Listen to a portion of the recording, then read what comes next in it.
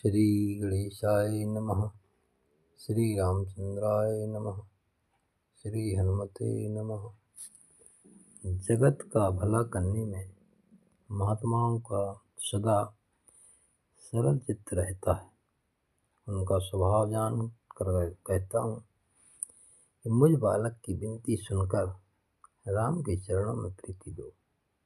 संतों की बढ़ाई कर अब खलों का कर दर प्याज स्त्री से खाते हैं।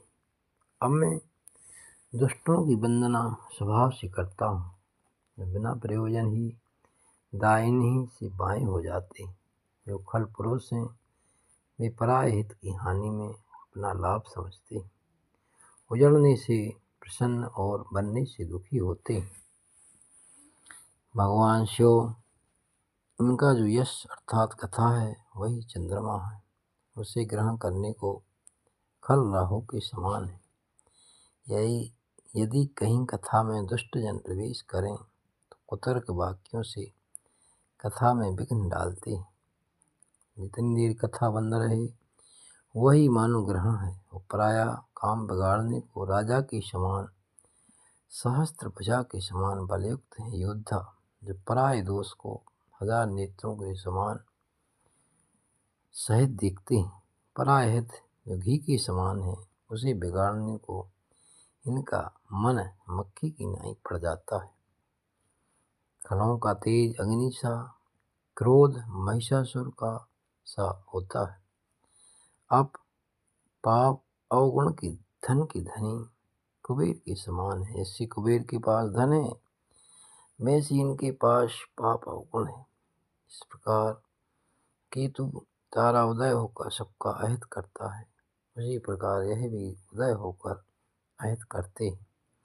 केतु के उदय होने से प्रजा में भय अनिष्ट होता है। इसी प्रकार दुष्टों के आगमन से सब भयभीत हो जाते हैं। इसी से तो कहते हैं कि यह कुंभकर्ण के समान सोते ही रहें तो अच्छा है। पराया कार्य बिगाड़ने को अपना शरीर तक त्याग कर देते हैं। जैसे ओले आप तो गलते ही हैं पर खेती का विनाश कर देते। यही दशा खलों की है। खलों की सरोज शेष जी के समान वंदना करता हूँ जो सहस्त्र मुझसे पराया दोष वर्णन करते हैं। अर्थात जैसे शेष जी सहस्त्र मुख से राम नाम उच्चारण करते हैं वैसे ही खल सहस्त्र मुख के समान पराई बुराई करते हैं। इन खलों के राजा पृथ्वी के समान वंदना करता हूँ क्योंकि यह दुष्ट पराया पाप 10,000 कानों से सुनते हैं। राजा पृथु ने यह वर मांगा था कि जहाँ कहीं भागवत कथा हो वह हमको 1000 कानों के बराबर सुनने में आवे। दुष्ट जन बुराई में अपने 2 ही कान पृथु नृप के समान लगा देते हैं। पुनः इंद्र के समान दुष्टों की विनय करता हूँ। जिस प्रकार इंद्र को देव सैन्य प्यारी है इसी प्रकार इनको मदरानी की अच्छी लगती है। जैसे इंद्र को राजमत प्यारा है वैसे ही इनको मदिरा का मत प्यारा है, विकार का मत प्यारा है। इस प्रकार इंद्र को वज्र प्रिय है ऐसे ही इनको कठोर वचन प्यारे हैं।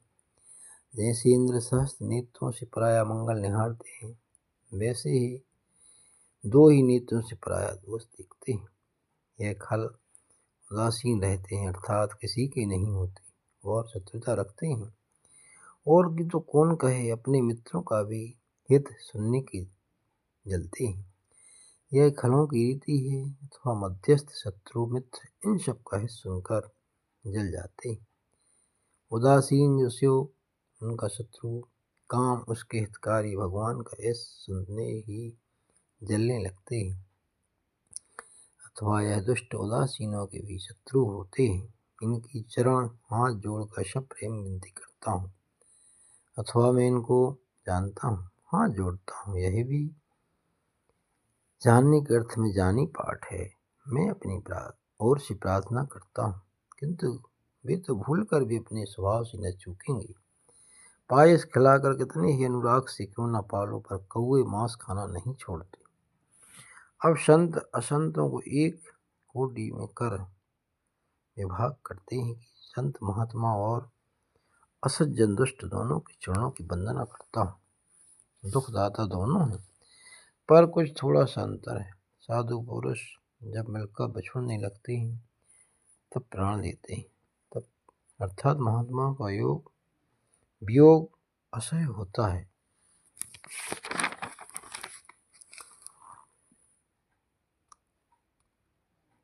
और दुष्ट मिलते ही छापा मारते तथा छल बल कर प्राण लेते। यद्यपि जल में कमल और जोंक एक संग उत्पन्न होते पर उनके गुण अलग अलग होते। इसी प्रकार साधु असाधुओं का गुण पृथक पृथक होते हैं, पचते जगत में ही है। अमृत की और मदिरा के समान साधु और असाधु तथा दोनों का एक ही है। अमृत मदिरा का समुद्र, साधु असाधुओं का जगत है, यह दोनों अगाध है। भले और बुरे अपनी अपनी करनी से यश और अपयश दोनों लेते हैं। धन कोटि में दोनों समान है। साधुजन चंद्रमा गंगा और अमृत के समान है। उनके गुण अमरता, शीतलता और पाप रहित कर देता। व्याध जो खल है विष, आग और कर्मनाशा नदी के समान है, जिनका गुण मरण, जलाना, कर्मों का नाश करना है। अच्छे बुरों के गुणों को सब कोई जानते हैं, पर जो भावे वही उसे अच्छा है, क्योंकि देखा भी जाता है। सत्य बोलना बुरा है पर बोलते हैं, चोरी करनी बुरी है जानते हैं पर करते हैं।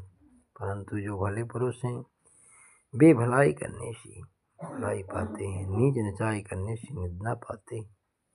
सुधा सेवन से अमरता और विष सेवन से मृत्यु होती है। अपने गुणों में दोनों सराहे जाते हैं, फिर भी साधु महात्माओं का भाग दिखलाते हैं कि खल जो दुष्ट हैं वे अवगुणों को ग्रहण करते हैं, साधु गुणों को ग्रहण करते हैं। दोनों अपार गहरे समुद्र हैं। इसी कारण कुछ गुणों और दोषों का वर्णन किया है, क्योंकि बिना पहचाने संग्रह व त्याग नहीं बनता। अच्छी बुरी सभ्यता ने उपजाए हैं, किंतु गुण दोष कथन कर वेद ने भाग कर दिया। यह बात महाभारत भागवत कहते हैं। ब्रह्मा का बनाया हुआ जो संसार सो गुण और अवगुण से मिला हुआ है। विधाता का प्रपंच क्या क्या है सो कहते हैं। दुख सुख पाप पुण्य दिन रात, अच्छे बुरे सुजाति कुजाति, दानव देव ऊंच नीच, अमृत संजीवन और वृष मृत्यु है। माया ब्रह्म जीव और जगदीश अर्थात लोकपाल, लक्ष्मी आलक्ष्मी, अमीर गरीब, दरिद्र राजा साने हैं। काशी मगध देश, गंगा कर्मनाशा, मरु देश, मालवा देश, ब्राह्मण कसाई, स्वर्ग नरक, अनुराग प्रेम वैराग्य, इन सबको इकट्ठा कर रखा है। परंतु वेद शास्त्र ने गुण दोषों का विभाग कर दिया। जड़ जो चले नहीं, चेतन जो चले, गुण दोष युत ब्रह्मा ने जगत की रचना की है। उन्हें अलग करने को इसमें हंस रूप जो श्रेष्ठ महात्मा है वे गुण रूपी दूध पीते और दोष रूपी विकार जल का त्याग कर देते हैं। मनुष्य को योग्य है कि जिससे मिले उसके गुण ग्रहण करें और गुण छोड़ दो। जब विधाता ऐसा ज्ञान दे तो दोषों को छोड़ गुण में मन लगे। समय स्वभाव कर्म की प्रबलता से माया के वश होकर भले ही भलाई से चूक जाते हैं। सो हरिजन भक्त ऐसे सुधार लेते हैं जैसे उज्ज्वल यश दुख और दोषों को छिपा देता है। उन भलाई से चूको भगवान भक्तों के समान सुधार लेते हैं, दुख और दोष दूर करते हैं, उज्ज्वल यश देते हैं। जैसे नारद जी मोहित हो ब्याह करने की इच्छा करने लगे, तब नारायण ने उनकी सहायता कर संकट से बचाया और दोष दूर किए। दुष्ट भी अच्छी संगति पाकर भला करने लगते हैं, परंतु उनका अभंग मलिन स्वभाव नहीं मिटता। जो जगत के ठग हैं वे भी अच्छा वेश देखकर वेश के प्रताप से पूजे जाते हैं, परंतु अंत में सदा कपट का निवाय नहीं होता। जैसे काल ने भी रावण राहु उगड़ गए, जैसे काल ने भी राक्षस कपट से मुनि का वेश बनाए जंगल में बैठा था, और जब महावीर जी संजीवनी लेने चले तो कथा के महावीर को रोका। पीछे मकरी से उसका वृत्तांत सुन महावीर ने उसे मारकर अपना कार्य किया। यति का वेश बनाकर जानकी जी के पास आकर भीख मांगी, परंतु पीछे बात खुल गई। राहु जब समुद्र में अमृत निकला तब मोहिनी रूप भगवान देवताओं का क्लेश मिटाने को स्वयं अमृत बांटने लगे। जब देवताओं को अमृत बट रहा था तब सूर्य चंद्रमा के बीच में राहु छल कर आ बैठा।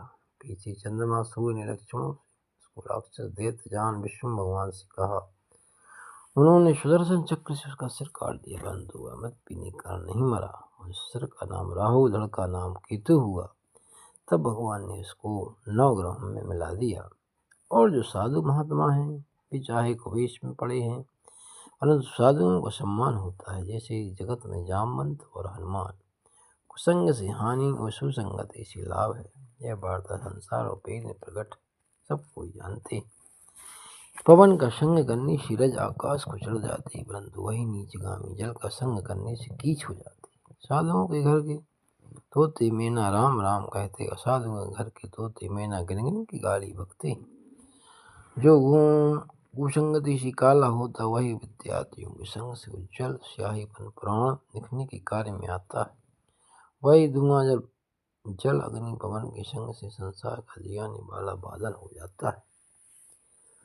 सूर्य चंद्र भौम बुध गुरु शुक्र शनि राहु केतु अस्थि जल वायु, बस यह अच्छे और बुरे योग पागा संसार में अच्छे और बुरे फलदाता हो जाते।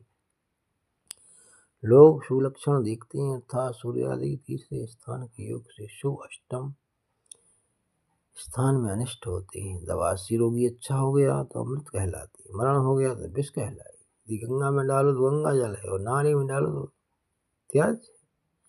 सुगंध शनि हो तो फिर प्रसन्न होते हैं, पर दुर्गंध पवन के निकट नहीं ठहरते। बस यदि भगवान की मूर्ति का प्रसाद हो तो सब धारण करेंगे। मृतक के ऊपर दुशाला डाल देने से अर्थ का नहीं रहता। इत्यादि योग से वस्तु सुवस्तु हो जाती है। कृष्ण पक्ष और शुक्ल पक्ष इन दोनों पखवारों बराबर है, पर विधाता ने नाम में भेद कर दिया। एक चंद्रमा का बढ़ाने वाला है शुक्ल पक्ष, दूसरा चंद्रमा का सोखने वाला है श्री कृष्ण पक्ष। इसी प्रकार जगत को यश और अपयश दिया है। जगत में जितने जड़ चेतन जीव सब राममय अर्थात राम से उत्पन्न है। ऐसा जान में सबके चरण कमलों को हाथ जोड़कर सदा प्रणाम करता हूँ। देवता धनुष मनुष्य नाग प्रेत पितर गंधर्व देवता किन्नर रजनीचा इत्यादि की वंदना करता हूँ। वे अब सब मेरे ऊपर कृपा करें। आकर कहानी 4 है और 84 लाख उनके भेद हैं। यह जीव कर्मानुसार आकाश जल थल में वास करने जाता है। 4 कहानी सूरज जो देह के साथ पसीने से उत्पन्न होते हैं जैसे जून, अंडज जो अंडे से उत्पन्न हो जैसे पक्षी सांप, पिंडज जो देह के साथ उत्पन्न होते हैं मनुष्य पशु, उद्योग जो पृथ्वी को फोड़कर मिलकर 84 लाख होते हैं। सब जगत को सीताराम जानकर प्रीति अच्छी पानी से प्रणाम करता हूँ।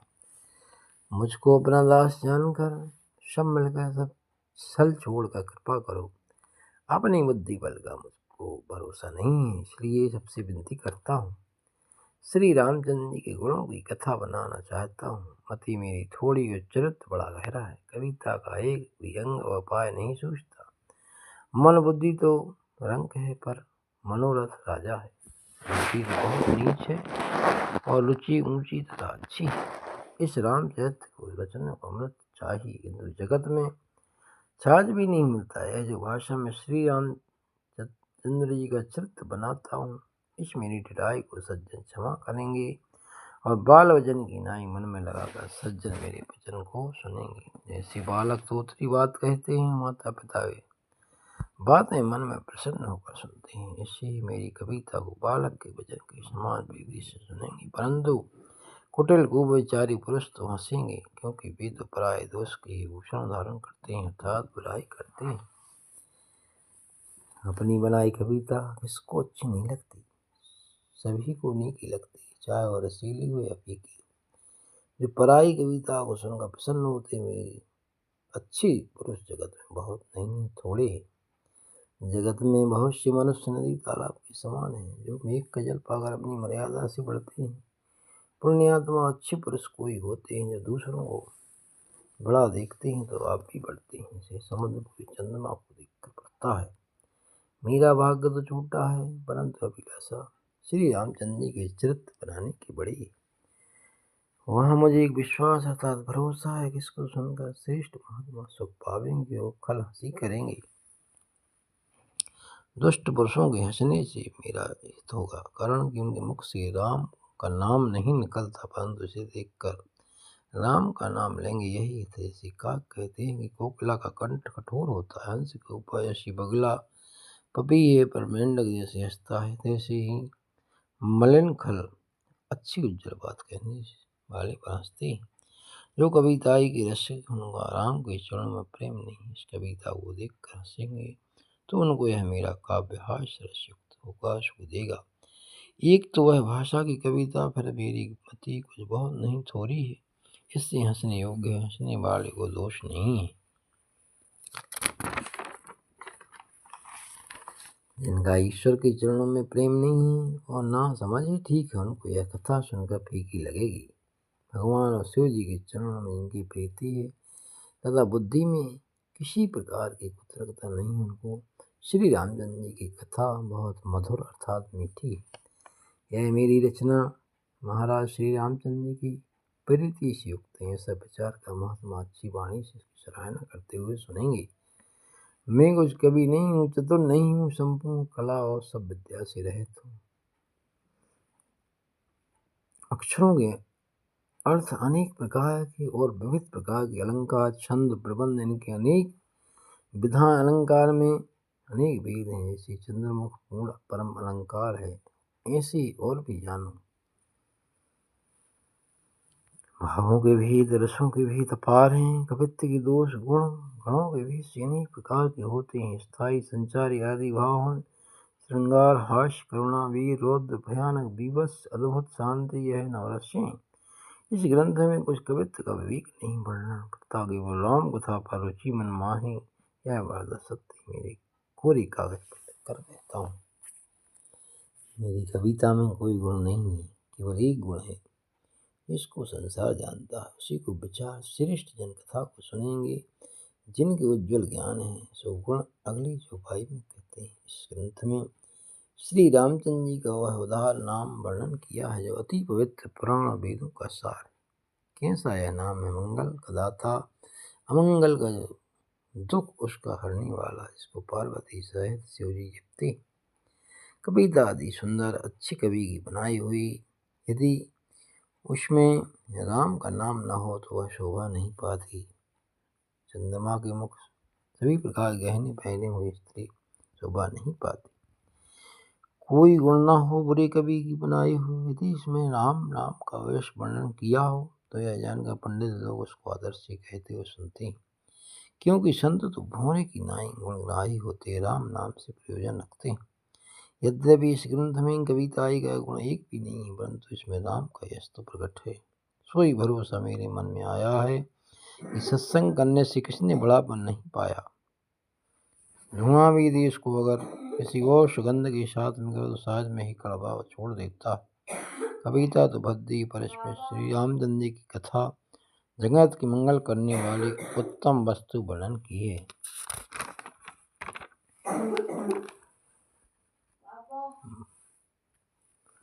मंगल की करने वाली, कलयुग के पाप हरने वाली राम की कथा है।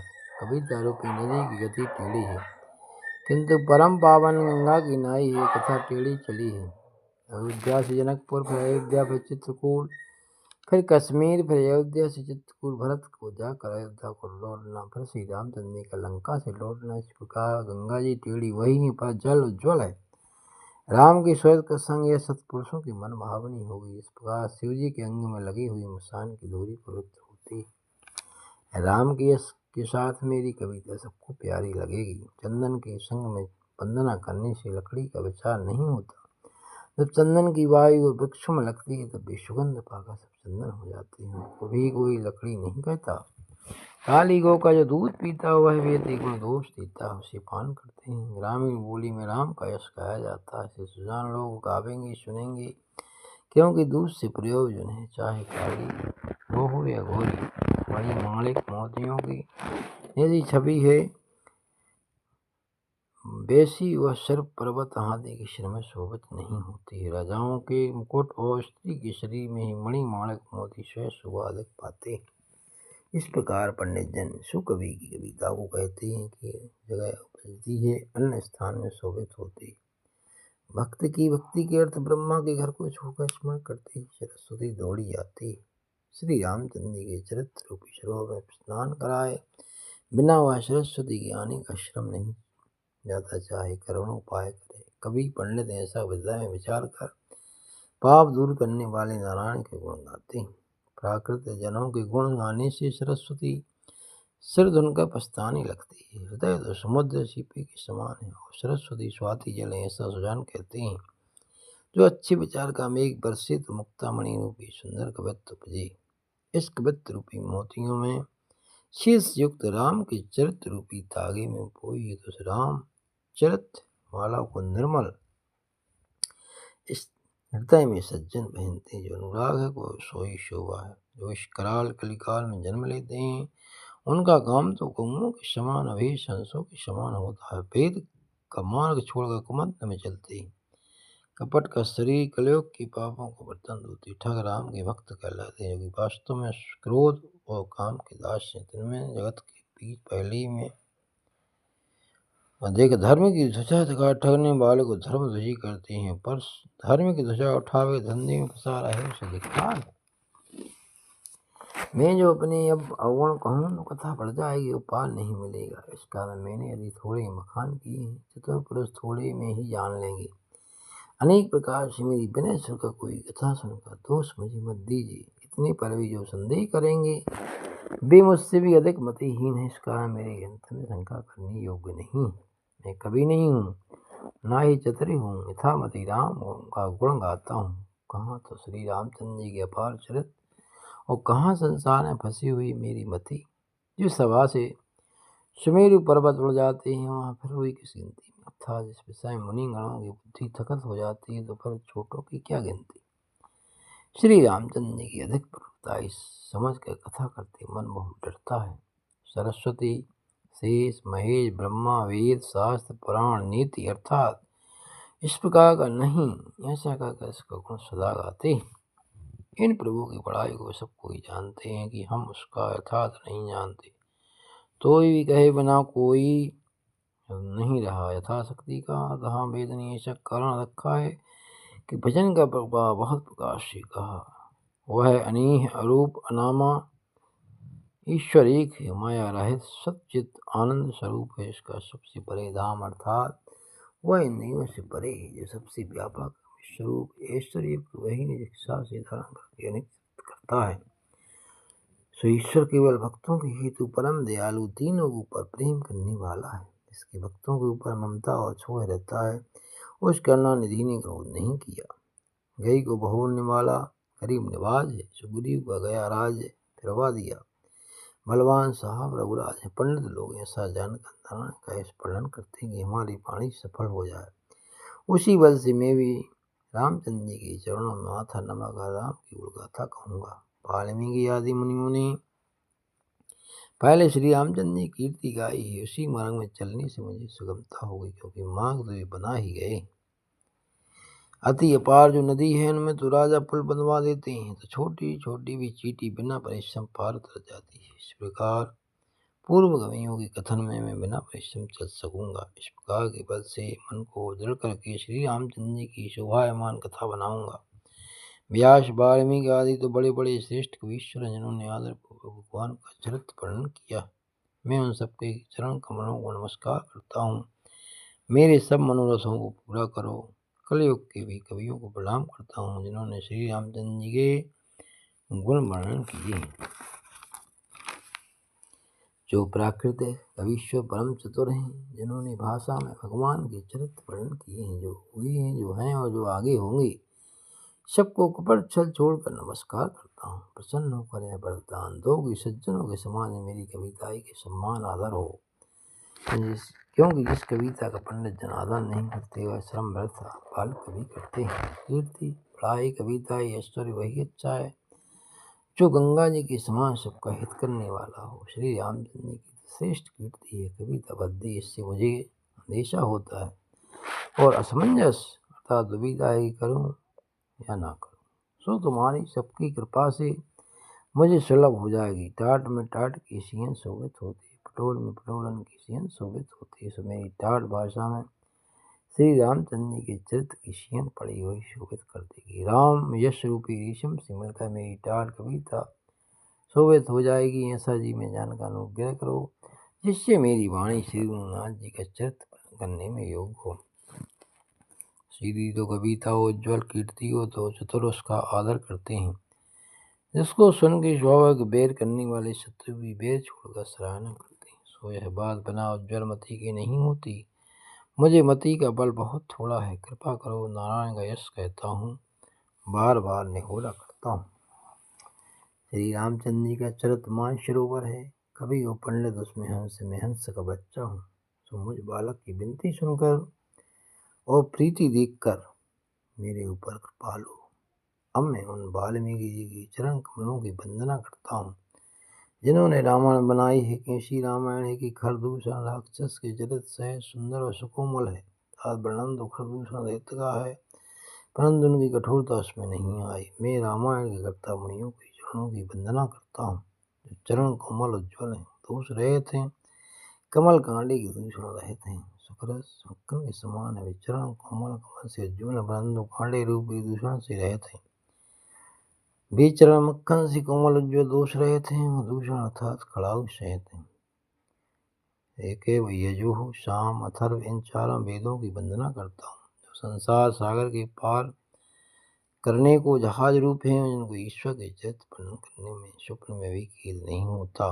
ब्रह्मा जी के चरण कमल की धूलि को नमस्कार करता हूँ, जिन्होंने यह संसार सागर बनाया है, जिसमें कि संत अमृत चंद्रमा कामना होकर प्रकट और दुष्ट विश्ववाणी होकर प्रकट हुए हैं।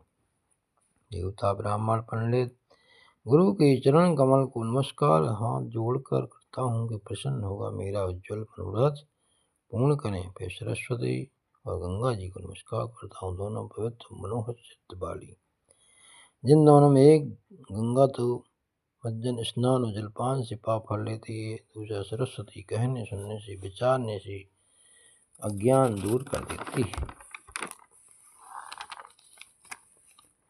गुरु पिता माता तुल्य जो पार्वती हैं, उनको प्रणाम करता हूँ। जो गुरु होकर दीन बंधु, माता होकर दिन दानी अर्थात नित्य पालने करने वाले होते, जो कि शिव जी महाराज श्री रामचंद्र जी की सजीव स्वामी और सखा है, तुलसीदास के सब प्रकार से हित करने वाले।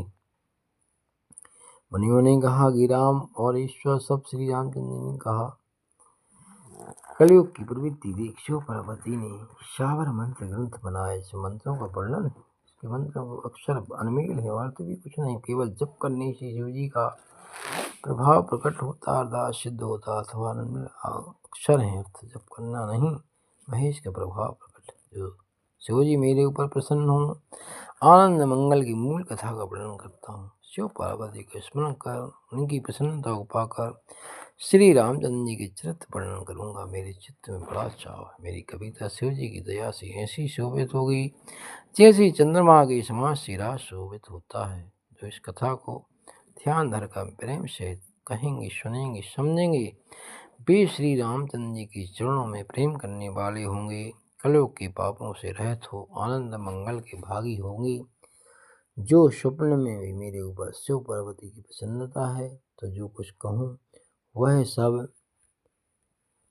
भाषा कविताई का प्रभाव सत्य होगा। बोलिए श्री रामचंद्र सरकार की जय, पवन सुत हनुमान जी की जय, उमापति महादेव की जय जय। श्री सीताराम जय जय श्री राधे श्याम। नमः पार्वती हर हर महादेव।